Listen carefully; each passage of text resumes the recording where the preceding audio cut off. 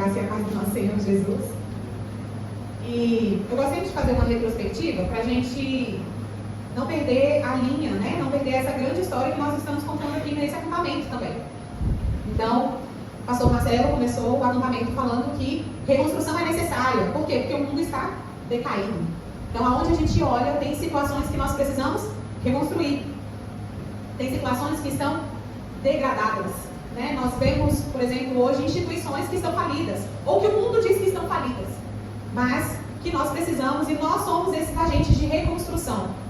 Paulo fala até uma palavra bonita, ministros da reconciliação.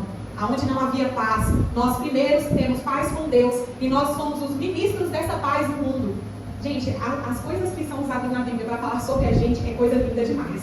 É embaixador, é ministro de reconciliação, povo de propriedade exclusiva de Deus.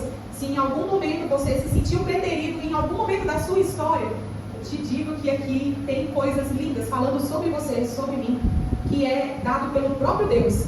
É mais do que o que as pessoas podem reconhecer de mim, de você. É o próprio Deus falando acerca de você. Então fala que você é um ministro da reconciliação. Te chama de embaixador de Deus nessa terra. Você está portanto, uma pátria que não é sua. Né? Não, você está representando o reino de Deus aqui na terra. Então é mais do que você ser um cidadão brasileiro, americano, qualquer outra coisa. Você é um cidadão do céu. E você está representando esse reino aqui na terra. Então, reconstrução ela é necessária. Nós somos os reconstrutores. E nós temos que ser compromissados. Nós somos compromissados com os valores do reino. Nós somos compromissados com a palavra de Deus. E nós somos compromissados com o próximo. Então nós estamos compromissados com o povo de Deus. Nós falamos ontem pela manhã que nós temos ferramentas. Ele nos chama para reconstruir, mas ele não nos deixa desamparados, no sentido de nós não termos possibilidade de construir. Não, ele nos dá ferramentas, dons espirituais dados por Deus, pelo Espírito Santo, por Cristo Jesus, para que nós façamos a obra. Todos nós temos dons, eles são diferentes, mas isso promove a unidade, a mutualidade. Então nós precisamos trabalhar juntos. E o mais lindo, não vai deixar de ser você, tem a diversidade. Então é do jeito que você é. Às vezes a gente olha as pessoas e a gente aspira a ser como elas, né? Você vê uma pessoa cantando bonito, você fala, nossa, eu queria cantar assim. Falando bonito, nossa, eu queria falar assim. Queria ser assim, ter o cabelo assim. Mas Deus, ele te criou de uma forma especial. Fala lá no Salmo 139, assombrosa. Ele te teceu do jeitinho que você é. E ele te usa dessa forma. Compartilhava com o Marcelo ontem, que nas dinâmicas, como eu tenho sido edificada nas dinâmicas, você pega os ensinamentos e coloca ali em prática. O nosso cérebro precisa disso. É lúdico, né? A gente aprende nisso. Como eu tenho sido edificada. Ali, parece uma brincadeira, mas não é, né? E como a gente aprende com isso, como nós somos ensinados. Então, cada um vai ser usado da forma que é. Você que gosta de ler, você que gosta de cantar, você que gosta... E Deus te deu os dons específicos para isso, abençoe o próximo com aquilo que Deus te deu. Mas nós não estamos sozinhos, que foi o que o pastor trouxe ontem. O Espírito Santo, o nosso guia, o nosso ajudador, aquele que nos convence do pecado, da justiça, do juízo, aquele que convence o outro, aquele que trabalha no nosso coração, no coração do outro, ele está conosco. Então a gente se coloca à disposição, mas a obra é do próprio Deus. E ele garante com que a gente execute. É o Espírito Santo trabalhando ali com a gente, por nós, guerreando as nossas lutas, indo à nossa frente, trabalhando para que a obra dele seja feita.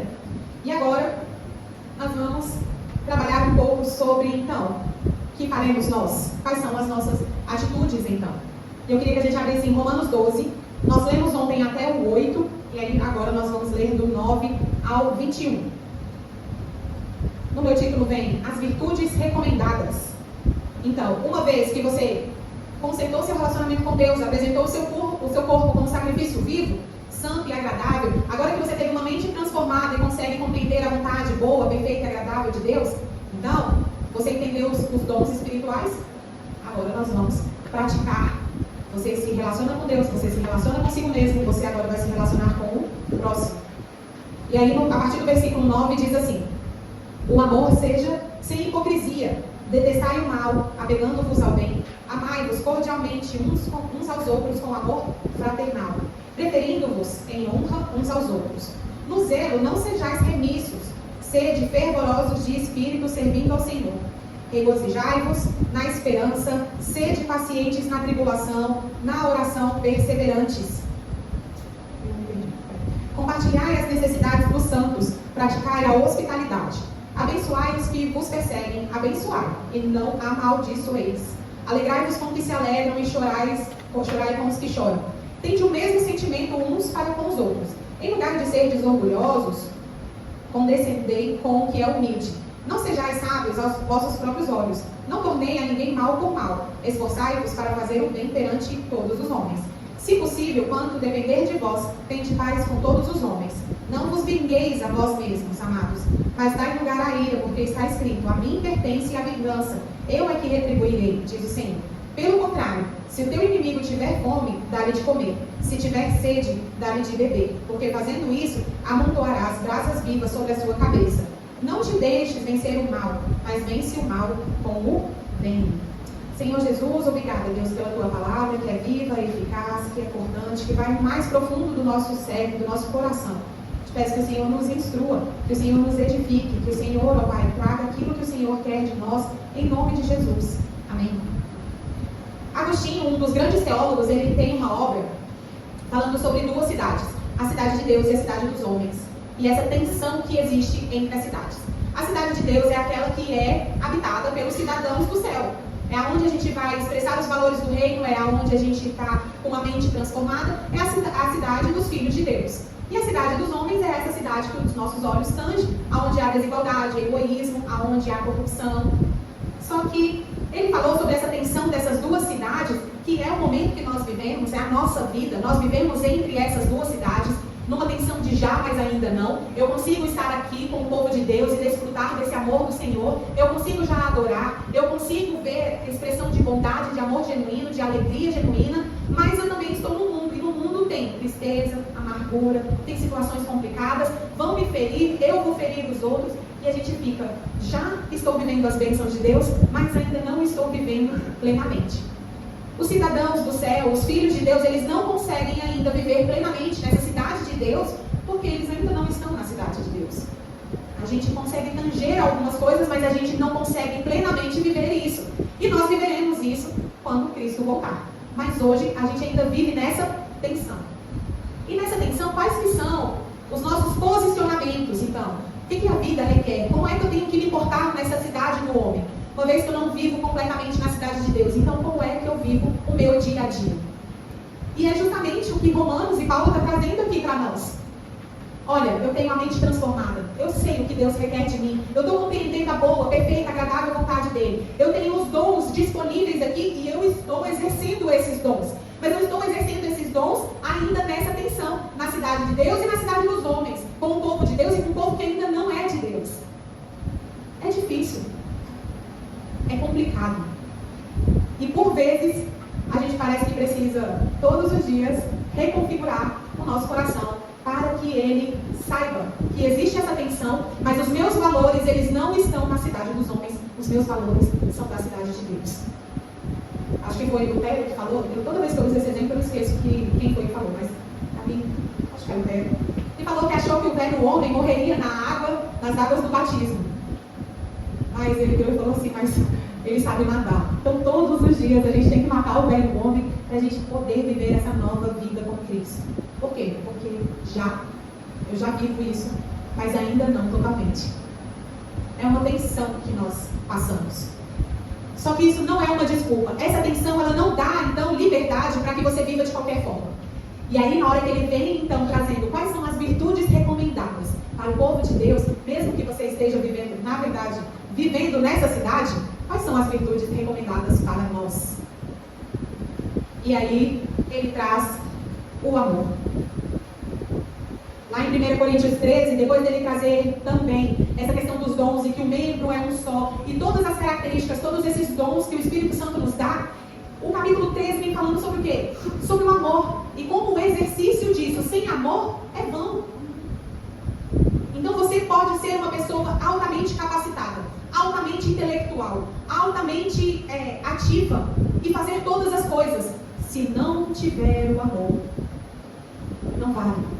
Por quê? Porque o amor é como se fosse o que está bombeando o que nos liga.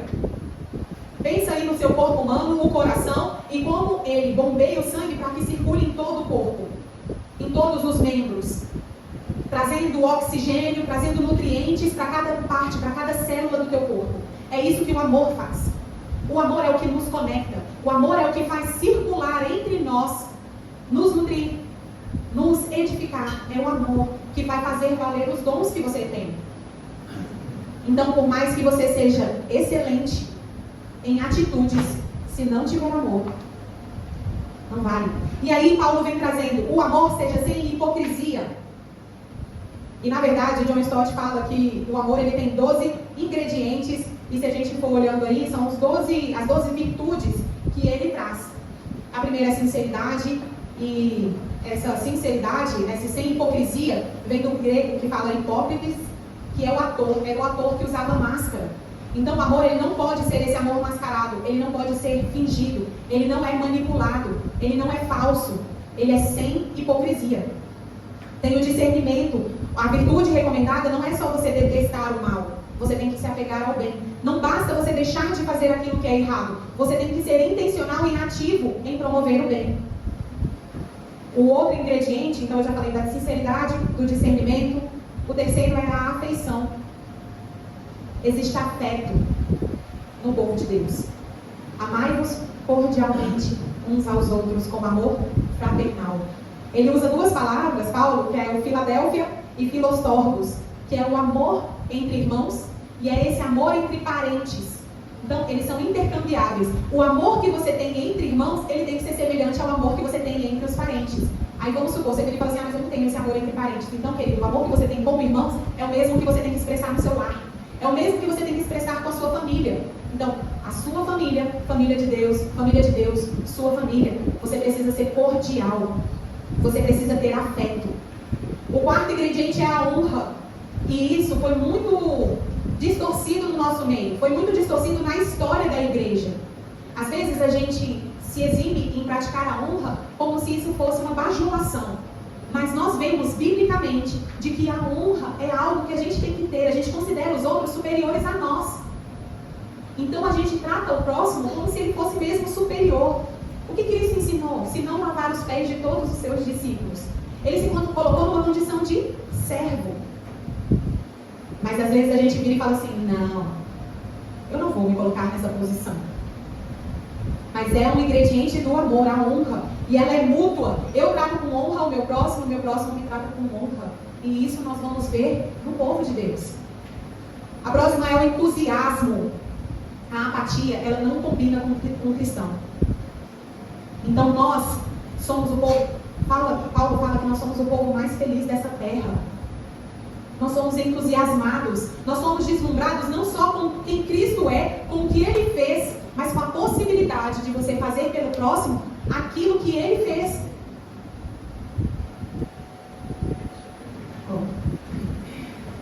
Sabe o que é interessante?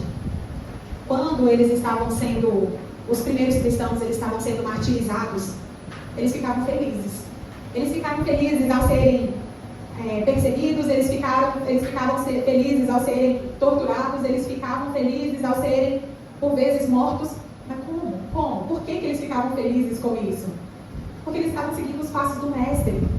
Isso, às vezes, faz um bug na nossa mente, de virar e falar assim, mas parece masoquismo. A gente não é masoquista. Não, a gente não é masoquista. Mas eu entendi o que é a cidade de Deus. E eu anseio estar nessa cidade. Eu não quero viver mais com corrupção, com tristeza, com dor. Eu quero viver aonde Cristo está. Então isso precisa realmente ser a nossa esperança, o nosso objetivo, o nosso foco. O próximo ingrediente é a paciência, porque a gente deve passar pela vida e pelos vales com foco na esperança da eternidade. Fala, seja pacientes aonde? Na tribulação. Não fala, seja paciente na vida. Não, querido, seja paciente na tribulação, porque a tua leve, momentânea tribulação, ela produz para você eterno peso de glória. É pouco. Isso que nós estamos passando aqui é pequeno. Pensa na eternidade. Não dá nem para pensar. Conta quantos anos são. Não dá para contar. E nós viveremos quantos aqui na Terra? Ninguém sabe. Mas se você tiver uma vida longínqua, a gente está falando de 100 anos, 90, isso é muito pouco. Mesmo que você tenha uma vida de dor, é pouco, tendo em vista a vida com Deus, a eternidade com Ele. Então seja paciente, porque as coisas vão passar. Sejam pacientes na tribulação. E a esperança futura, ela vai me dar alegria no presente. Se eu realmente viver essa vida como se fosse a vida plena, como se fosse o melhor dos mundos, eu vou viver triste. Porque isso aqui passa. Por isso que o meu reconfigurar, o meu objetivo, o meu foco não está aqui. Está na minha vida com Deus. Está a esperança futura. O próximo que fala é a generosidade. Compartilhar as necessidades dos santos. E aqui a generosidade vem da koinoneu, né? Participar das necessidades e dos sofrimentos. É tanto você repartir recursos, quanto você assistir quando a pessoa está passando por dificuldade, quando se ela estiver num sofrimento que não seja financeiro. Então, os dois você tem chamado para assistir. Os dois você tem chamado para participar. É mais do que você olhar. É mais do que você simplesmente dar o dinheiro. Participar é viver junto. Viver junto. E uma das coisas que mais me constrangeu, e hoje à noite é que eu vou trazer fotos, né, e o testemunho, por assim dizer, lá da África, de Guiné-Bissau, uma das coisas que mais me chocou foi que o quanto nós temos. Nós somos muito ricos. Por quê? Eu já até falei isso, a dor ela é relativa, né? A gente vira e fala assim, você está sentindo dor? Depende. Tem gente que está sentindo muito mais dor do que eu sei. Mas a minha dor é válida. A minha necessidade também é válida. Mas quando a gente coloca o sofrimento, o que eles passam, a quantidade de bens que eles têm, nós somos muito ricos. Eles não têm geladeira em muitos lugares, eles não têm água em casa, eles precisam sair para poder pegar a água. As mulheres é que fazem esse trabalho. Eles não têm carne todos os dias, eles não têm, inclusive, nem todas as refeições. A base da alimentação é o arroz, por vezes eles têm pão, eles vão ter um caldo para comer com esse arroz e nem sempre vai ter proteína. Hoje a gente escolhe se a gente quer, quantos ovos a gente quer comer no café da manhã, quanto de carne que a gente vai comer, escolhe até o tipo de proteína. E mesmo quando você está passando por dificuldades, e eu cheguei a passar isso no seminário, eu já falei, né, eu vivi lá integralmente no seminário, às vezes eu escolhia se eu ia comprar frango ou livro, mas eu tinha. De alguma forma ainda tinha. Eu queria investir nos livros, mas por vezes eu deixava de comprar o frango, mas tinha. Alimento nunca faltou. E você vê pessoas que estão ali, servindo o mesmo Deus numa situação muito diferente da sua. Eles não têm a luz elétrica. Se você for rico, você vai ter bateria em casa. E você vai ter a luz solar. Se você for. Consegue ligar um ventilador à noite e ele vai desligar de madrugada, que foi também o que eu passei. Num calor absurdo, o ventilador vai desligar, porque a bateria ela não consegue ficar a noite toda. Você desliga se você tiver na geladeira e por vezes você vai perder os alimentos. Queridos, nós somos ricos porque nós escolhemos o que nós comemos. Porque temos a possibilidade, por vezes, de ter refeições fora. Não são todos os lugares que têm isso. Não são todos nem a mesma população. Aqui no Brasil nós temos pessoas em situações de vulnerabilidade.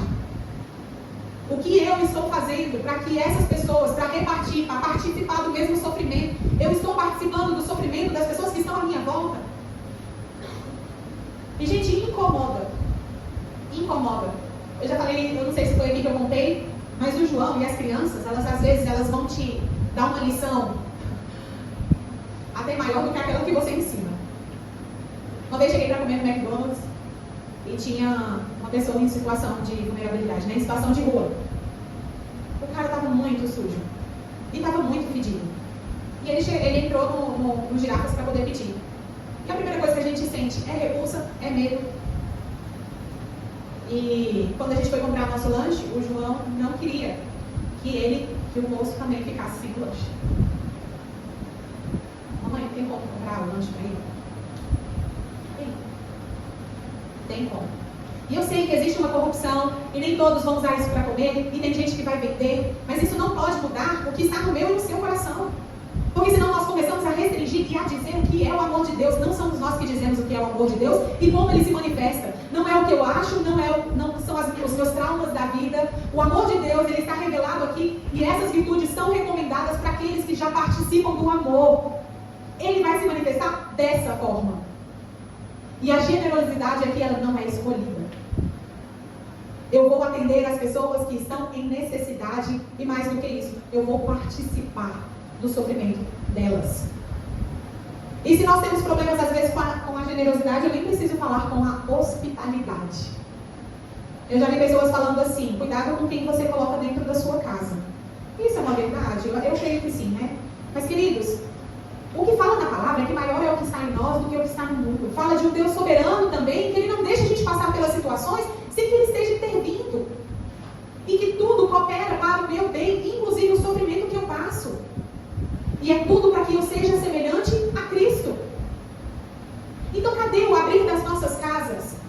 Eu já vi em cidades universitárias, não sei se é uma realidade aqui, mas tem cidades universitárias que as pessoas da igreja se mobilizam para receber os jovens universitários que estão longe da família. Almoço de domingo, por exemplo.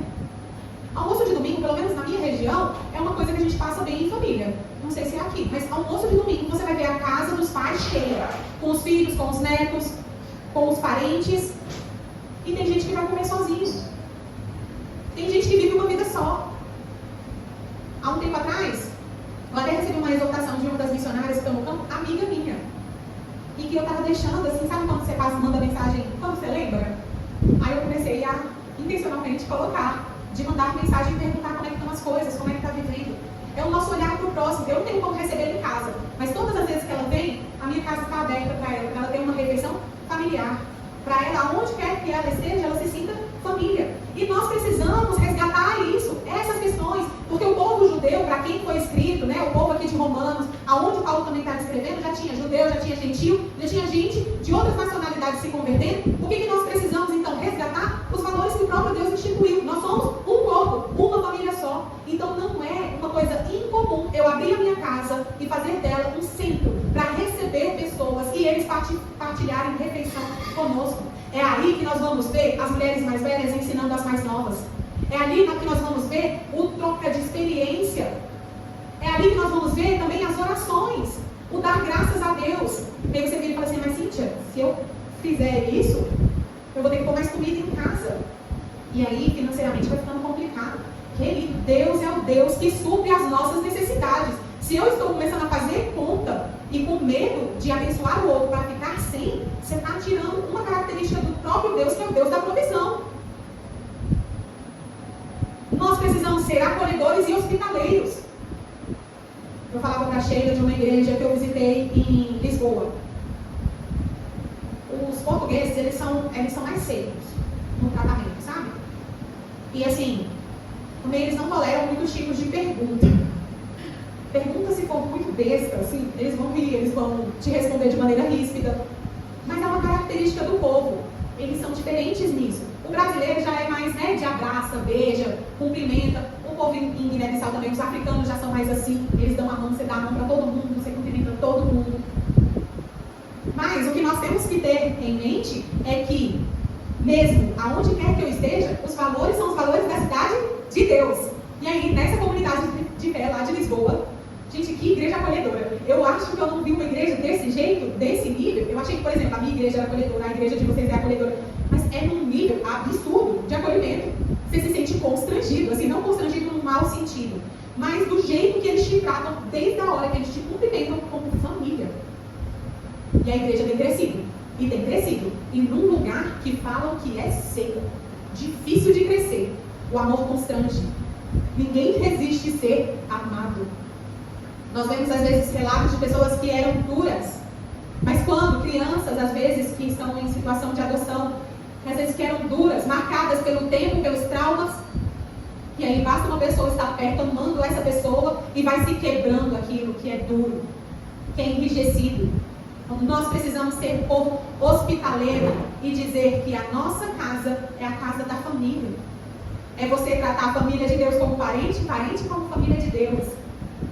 Eles são intercambiáveis. Nós temos uma família só. Então, depois da hospitalidade, vem falando sobre a boa vontade. E como nós temos que ser intencionais no nosso falar. A gente abençoa, a gente não amaldiçoa. A gente lança sobre o nosso próximo palavras de vida. A gente não lança palavras de morte. A gente não despreza o próximo. A gente não faz bullying com as pessoas. A gente não escarnece daquele que, enfim, que tem alguma situação diferente da nossa. Nós somos abençoadores de vida. É para isso que nós estamos aqui. Nós estamos aqui para abençoar. E para ser simpáticos. A alegria é uma marca de quem tem Jesus. Ela está no coração daquele que conhece a Jesus, foi o que nós cantamos. Então, querido, se você tem, olha, a carranca, as expressões, elas dão até ruga.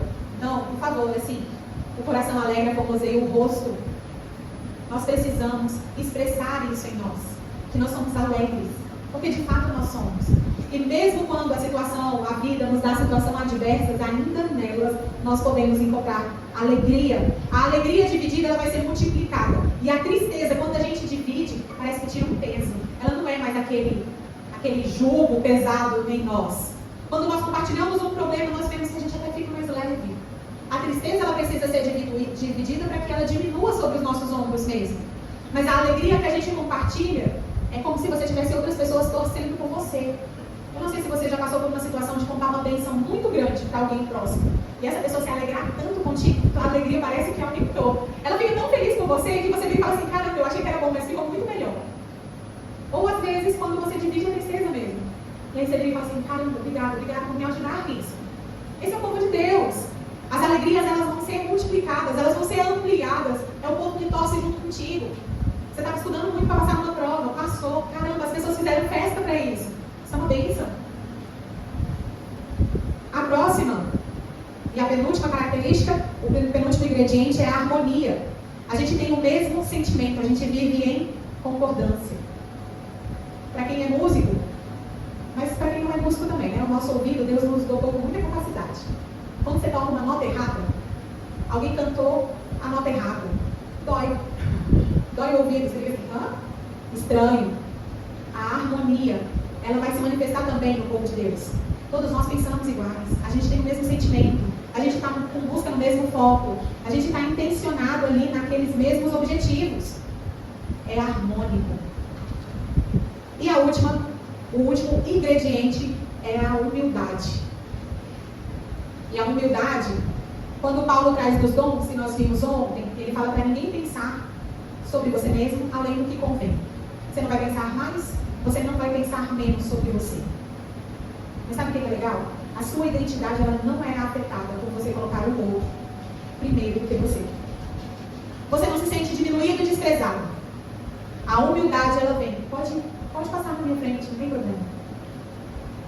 Eu não tenho que fazer valer os meus direitos. Eu não tenho que fazer valer a minha voz, a minha razão. Eu não sou afetado por isso. Não tem problema eu colocar o próximo diante de mim, na minha frente, em lugar de honra. E foi o que Cristo fez. Fala em Filipenses que ele se esvazia. Gente, pensa no próprio Deus, assentado no trono, governando. Ele se esvazia de si mesmo, ele se humilha. Ele pisa o pó. E lá eu caminhando em Guiné-Bissau, eu ando muito de sandália. E aí, gente, os pés ficam muito sujos. Muito sujos. É esse contexto que Jesus caminhou. Muito pó. Não era na rua pavimentada, no asfalto. Era pó. Difícil, seco, quente. E eu vejo que está todo mundo buscando aí, né, um lugar mais agradável, um frescor a mais. Cristo passou por todas essas coisas. Ele merecia? Ele era digno disso? Ele se humilhou. Por que nós não podemos fazer e ter a mesma atitude que ele? São 12 ingredientes para que o amor se manifeste na cidade de Deus, mesmo ela estando na cidade dos homens. E por vezes você vai ser passado para trás, você vai ser visto como tolo, como bobo. E quantas vezes o povo vai falar assim, nossa, mas você é besta. Não, eu não sou besta, eu sou cristão e eu sigo os valores do meu rei. Você vê a atenção? Não, você não pode sofrer isso. Não, você tem que fazer valer a sua opinião. Não, mas você tem a razão. Não fala, vai lá reclamar.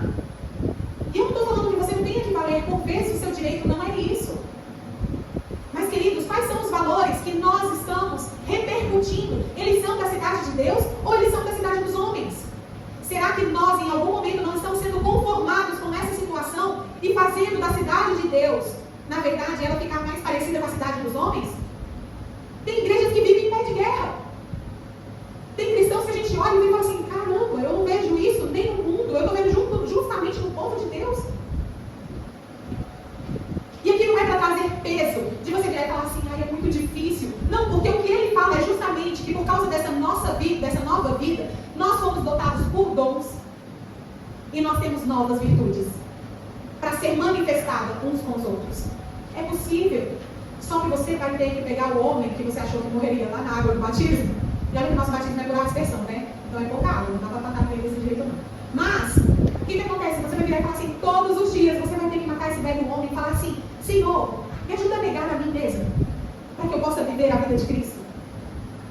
Que eu diminua e que o Senhor cresça. Fala que João Batista não teve profeta maior do que ele, homem como ele. E olha o que ele falava: importa que eu diminua e que o Senhor cresça na minha vida. E eu quero trazer rapidamente 5 disposições agora dos reconstrutores. Agora eu falei de todas essas virtudes, de todos esses ingredientes do amor. Eu queria que você se atentasse em 5 coisas que você pode fazer a partir de hoje. Se você já fazia, amplia. Se você não fazia, começa a praticar. E a primeira coisa é abrir o coração. A gente tem medo de ser machucado. A gente tem medo de ser vulnerável. A gente tem medo de se aconselhar com outras pessoas e de aconselhar outras pessoas. E a confiança vai te pedir que você esteja num lugar de vulnerabilidade. Tanto para você confiar no outro, quanto para a pessoa confiar em você. Então, no meio dos reconstrutores, você vai ter que abrir o seu coração. E por vezes você vai ser ferido. Mas deixa eu te falar, você também vai ferir pessoas. Isso acontece. A tensão das cidades. Nós ainda não estamos plenamente. Mas mesmo abrindo o coração e você sendo machucado ou machucando, existe o perdão. E o perdão não está no merecimento das atitudes. O perdão é uma característica da cidade de Deus. É um mandamento do próprio Deus que não tem em vista o que a outra pessoa fez ou deixou de fazer ou o arrependimento dela. O perdão ela tem em vista o que Cristo fez por nós. Os discípulos, quando eles viram que era uma característica que era difícil fazer isso, você sabe o que eles falam? Quem lembra desse texto? Aumenta a minha fé. Aumenta, Senhor, a nossa fé. Aumenta a nossa convicção do que o Senhor fez. Aumenta a nossa certeza de que Cristo já pagou tudo. Aumenta, Senhor, a nossa fé para que nós possamos perdoar uns aos outros. Então, a primeira coisa que você vai fazer é abrir o seu coração. E talvez você seja machucado de novo. E talvez você machuque. Mas é uma característica primordial para você viver e reconstruir a cidade. Você vai ter que abrir o seu coração. Mas não é só o coração. Você vai ter que abrir o seu bolso também. Eu falei que os ingredientes é hospitalidade, generosidade. Vai pedindo para que você abra o bolso. Eu perguntei uma vez para um pastor experiente que trabalha com juventude. E nós temos na igreja presbiteriana os conselheiros, né? E aí eu perguntei para ele uma vez: pastor, como é que você escolhe os seus conselheiros? Aí ele virou e falou assim: a primeira coisa que eu falo é: você vai ter que abrir o coração, você vai ter que abrir sua casa, você vai ter que abrir o seu bolso. E aí eu já digo: ele vai ter que abrir. Porque quando alguém vier solicitar ajuda, você vai ter que ser pronto, você vai colher na sua casa. E por vezes você vai ter que desembolsar algo por ele. Então, se a primeira característica é abrir o coração, não vai ficar aí. Você vai ter que abrir o seu bolso. E eu não estou falando nada além daquilo que Deus tem te dado. Eu também vivi muita hospitalidade lá em Guiné-Bissau. Eu falei que o povo tem pouco. Os missionários lá também têm pouco. E eu passei de casa em casa de missionário. E o que eles falavam para mim é assim: aonde a gente está comendo, você vai comer também. Eu comecei a observar como é que eles serviam carne. Porque aqui a gente coloca muita proteína no nosso prato, né? E cada vez mais os estudos têm falado que nós precisamos comer mais proteína. Mas lá, os da casa, eles são os últimos a serem servidos. E é de acordo com o que cada um vai servindo. Às vezes, no final para eles, vai sobrar o caldo e o arroz. Mas eles não reclamam, a alegria é a mesma e eles continuam acolhendo gente em casa. Eu já vi uma vez, assim, olhando as panelas, eu virei para assim, e eles chamando gente para comer, sabe? Parava alguém: não, entra aí para comer, entra para comer, entra para comer. E eu olhando assim as panelas, eu virei assim: a conta não fecha. A conta não fecha. Mas no final, eles serviam menos para eles. Mas a alegria de receber todo mundo ali, ó, em volta da mesa, alimentando junto, sem uma reclamação de que no dia seguinte talvez não teria proteína. Nós precisamos aprender isso com os nossos irmãos. E talvez nós tenhamos tanto receio por causa da nossa cultura também. Nós precisamos entender se essa cultura não é uma cultura do presente século. Tem um pastor que me deu aula que ele falou que a cultura é um poder invisível. A gente não vê, mas ela exerce poder, às vezes, nas nossas mentes, no nosso coração. E às vezes a gente vai sendo guiado pelo que as outras pessoas, pelo que o presente século está falando. Mas não é uma cultura de Deus. E o Evangelho e a Bíblia, ela está acima dessa cultura. E nós vamos encontrar um jeito da gente abrir o nosso coração, abrir o nosso bolso e o que eu já falei, abrir a nossa casa. Em Hebreus 13 fala que muitos, sem saber, receberam anjos, acolheram anjos. Eu não vou entrar aqui no mérito teológico disso, mas ele abre a sua casa, abençoa uma vida. Tem gente que se sente só. Teve uma vizinha minha uma vez que virou e falou assim pra mim, porque ela sempre convidava o João para poder brincar. E aí o João ia pra casa deles e tal, aí ela começou a me chamar. Aí eu ia lá e ficava envergonhada, sabe, de ficar muito tempo e não sei o que. Aí ela virou pra mim e falou assim, Cíntia, às vezes eu me sinto só. Aí eu, não, agora eu entendi. Às vezes precisa do ímpio ficar falando pra você que ele tá se sentindo só. Às vezes não parte de nós, às vezes a gente precisa ser provocado. Então, abra a sua casa. Você vai ser abençoado com isso. Ao abençoar, nós somos abençoados. É melhor dar do que receber. Dar do seu tempo, dar da sua atenção, dar do seu ouvido ali, ó, uma escutativa. De você receber a outra pessoa e falar assim, eu quero te ajudar nisso, irmão. Nós abrimos o nosso coração, abrimos o nosso bolso, abrimos a nossa casa, abrimos os nossos lábios. E eu falei disso, né? Nós precisamos tornar a vida das pessoas mais suave. Tem gente pesada, que está passando por duras coisas. Já viu uma pessoa que é muito ríspida? Você chega nela e patada o tempo todo? A palavra branda desvia o furor. Às vezes a gente semeia discórdia, a gente pega gasolina de risco posto, né? Mas não, a gente não foi chamado para isso. Nós fomos chamados para suavizar, para dar o tom agradável para o ambiente, para mudar ambientes. O ambiente está pesado, cara, chega trazendo alegria e docilidade, doçura naquele lugar. Não deixa mais pesado, não se contamine com isso. Não comece a repercutir a mesma nota do que aquele ambiente está te dando. Traga um ambiente diferente. A gente vê isso muito em faculdade. Às vezes assim, eu nem estava tão nervosa com a prova, mas chegou alguém, cara, eu estou muito desesperada, e começa a falar, e você viu o assunto tal, e não sei o que, não sei. Aqui o seu coração até começa a bater mais rápido. Você fica, meu Deus, não sei. Pronto, já esqueci tudo. E começa desespero. Porque você começou a repercutir a mesma nota que as outras estão repercutindo, dando o mesmo tom do ambiente. Não faça isso. E por último, abrir a nossa alma. É mais do que abrir o nosso coração. É o que eu falei de participar do sofrimento. Você vai chorar com os que choram, você vai se alegrar com os que se alegram. Às vezes chorar com os que choram é mais fácil do que se alegrar com os que se alegram. Porque tem algo chamado inveja, que a gente deveria matar todos os dias. E aí às vezes fica ali, como um pensamento intrusivo, um sentimento que fica assim, nossa, está querendo aguçar no meu coração. Às vezes a gente deseja as coisas do próximo, mas o nosso chamado não é para isso, é realmente para chorar com aqueles que estão chorando. É a empatia, você olhar a situação do outro, se colocar no lugar dele, e aí você vai ter um sentimento correspondente. Se a pessoa está passando por dificuldade, você se coloca no lugar dela, você vira e fala assim, caramba, como ela está passando por dificuldade? Eu vou interceder por ela, eu vou ajudar em oração. Ou então a pessoa está muito feliz, você se coloca no lugar dela e você vira e fala assim, caramba, vamos celebrar, glorificar a Deus por tudo aquilo que Ele tem feito. Vamos relembrar então o que a gente vai abrir? O nosso coração, o nosso bolso. Vamos abrir a nossa casa. O que mais? Nós vamos abrir os nossos lábios. E nós vamos abrir a nossa alma. Nós vamos nos anelar de tal forma que aí o que nós vimos sobre as virtudes, sobre o amor correndo no nosso meio, vai ficar fácil. É um anelo de alma tão profundo, é uma união que nós temos com Cristo, tão misteriosa, que nos faz ter essa união forte uns com os outros. Quanto mais em Cristo, mais uns com os outros. Quanto menos em Cristo, menos nós vamos conseguir uns com os outros. Queria que vocês se colocassem de pé.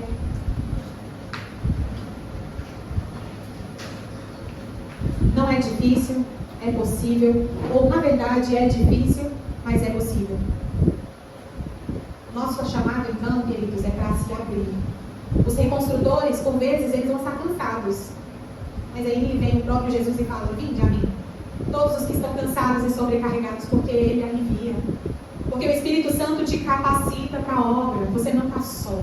Você não está só. Mas você precisa se colocar à disposição. O que Deus requer, então? Os reconstrutores disponíveis. Se é Ele que vai fazer, se é Ele que vai agir, você precisa apenas estar disponível. Atenta a isso.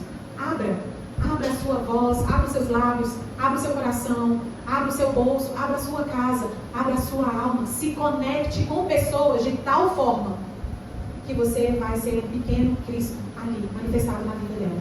Vamos orar?